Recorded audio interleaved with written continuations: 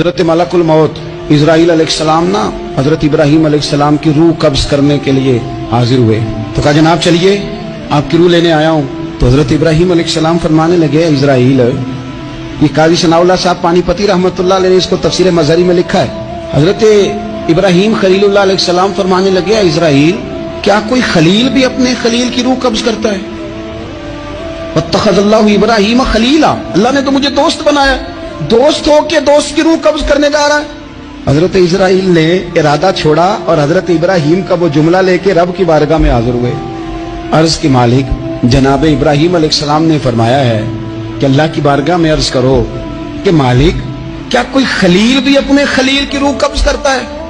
تو رب کریم نے فرمایا اب میرا بھی پیغام جا کے جناب ابراہیم کو دے دو، ان سے جا کے کہو رب فرماتا ہے کیا کوئی خلیل بھی اپنے خلیل کی ملاقات کو ناپسند کرتا ہے؟